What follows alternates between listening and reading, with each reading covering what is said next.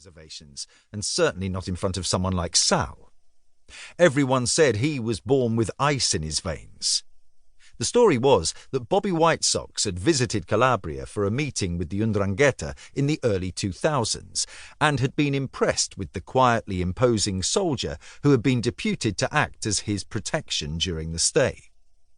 Luca had heard that Bobby and the Italians had consummated an agreement to work jointly on the importing of Colombian heroin and cocaine into the country, and, as part of the deal, Bobby had requested that Sal come to Kansas City to work for him. That was years ago, before Luca had become involved in the family, but he had heard all the stories. Sal was an old-school mafioso, and his life was underpinned by unquestioning loyalty to his boss. Luca would never have been so gauche as to ask him about the jobs he had done at Bobby's request, but he knew of half a dozen men that he had killed, together with the rumours of at least the same again. There was one killing in particular that stood out. Sal had been there when Patrizio had been shot at Gambino's pork store, and had been there the next day when Bobby had taken revenge on the street crew who had been responsible. Sal had led the ambush near St. Luke's. It was the 33rd Street Aztecas, and Sal had shot 2 of them, and then chased the 3rd into the kids' playground at Roanoke Park, and shot him too. Chapter 2. The radio in the car was tuned to KAHE 95.5 FM, and Blondie's One Way or Another was playing. Patrick O'Connor put the binoculars to his eyes and adjusted the focus. He had noticed a cloud of dust on the horizon, but as the image clarified, he saw that it was a large truck, and not the Ford Econoline that they were waiting for. "Anything?" Patrick lowered the binoculars and turned to his brother. He shook his head. "Not yet." Kenny was sitting on the hood of the car that they had driven out here. "How much longer?" "I don't know. Bird said the meet was set for 8. He checked his watch. "It's not past yet. Probably going to be here for another hour." "You trust him?" "Who?" "Bird. You know, he's basically incompetent." "I know, but he serves a purpose." Kenny stretched.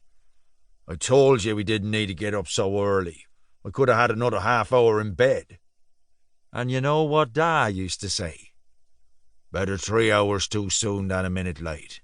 Kenny muttered. "I know. I'm just bored." The 2 of them were twins. Patrick was the older by 5 minutes, and took pleasure in reminding Kenny of that fact whenever his brother questioned his decisions. In truth, though, dissent was unusual. Kenny wasn't a leader, and knew that it was one of his limitations. He didn't have the mind for it, nor was it something in which he was interested.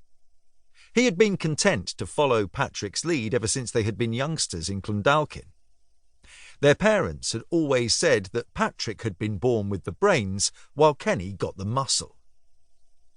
The twins trusted each other implicitly, and the combination of their talents, together with a ruthlessness that they both shared, had served them well in life. It had brought them here, from Dublin to Missouri, and they were going to need every last scrap of moxie to pull themselves out of the mess into which they had been pitched. The DJ on the radio faded down Blondie and cut to the weatherman. "We're just giving you advance warning of a line of severe storms that are passing through Fort County. We got reports of severe thunderstorms and possible tornadoes, 60 to 70 mile-an-hour winds, and diamond nickel-sized hail. The front is moving quickly and is not expected to stick around for long, but you'll need to take it easy on the morning commute." Patrick looked over at the horizon. There was a bank of black and grey clouds at the fuzzy margin where the ground met the sky. "Shit," he said. "You think they'll still come?" "They're not going to leave it at the farm. They'll come." "Check the gun." "I checked it." "Check it again."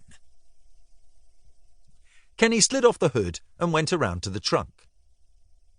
They had brought a Barrett REC-7 carbine with them, together with plenty of ammunition.